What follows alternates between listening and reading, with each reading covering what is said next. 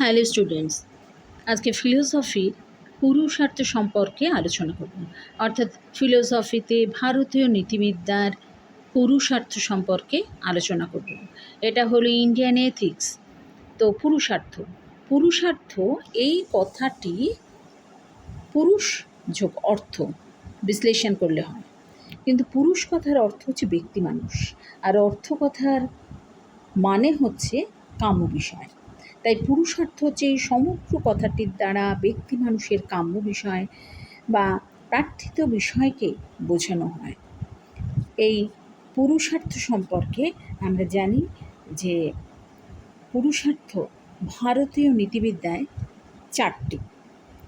সেটা এই চারটি প্রসঙ্গে বলি যে চারটে পুরুষার্থ হচ্ছে ধর্ম, অর্থ, কাম আর মোক্ষ।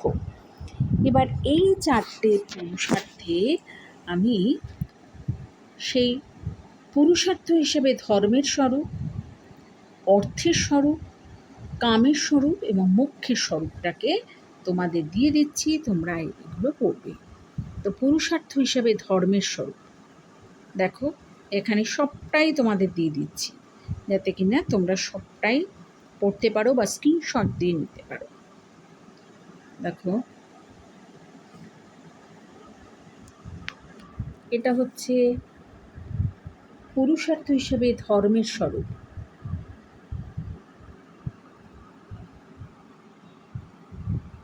সবটাই এটা বেদ স্মৃতি সদাচার যস্য চ প্রিয় মাত্মন, এইভাবে তোমরা দেবে।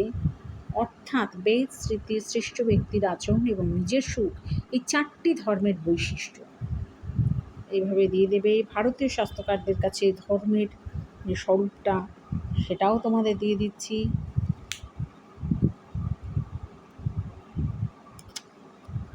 ধর্ম, অর্থ, কাম, মোক্ষ। ভারতীয় দর্শনে অর্থাৎ এই যে ইন্ডিয়ান এথিক্সে ধর্ম, অর্থ, কাম, মোক্ষ সম্পর্কে পুরুষার্থের আলোচনা, এই আলোচ্য বিষয়টি দিয়ে দিচ্ছি।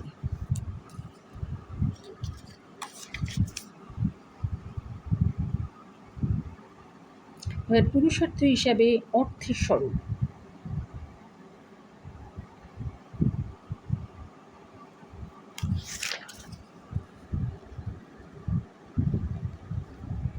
এবারে দিচ্ছি যে পুরুষার্থ হিসাবে কামের স্বরূপ।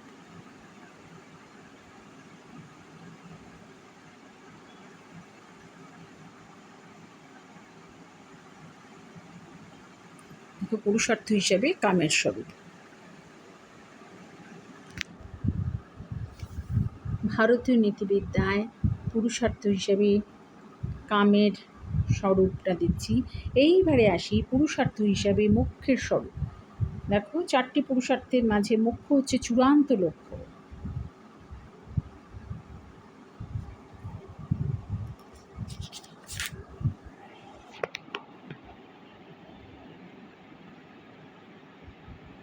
ভারতীয় শাস্ত্রকারদের কাছে মোক্ষটা কি সেই সম্পর্কে আমি দিচ্ছি।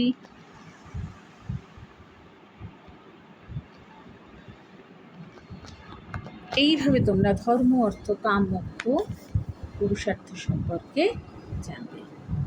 তো আজকের আলোচ্য বিষয় ছিল ফিলোসফির ভারতীয় নীতিবিদ্যার পুরুষার্থ সম্পর্কে স্বরূপ বা পুরুষার্থ সম্পর্কে সম্পূর্ণ আলোচনা। তাই আজকের আলোচ্য বিষয় হলো পুরুষার্থ।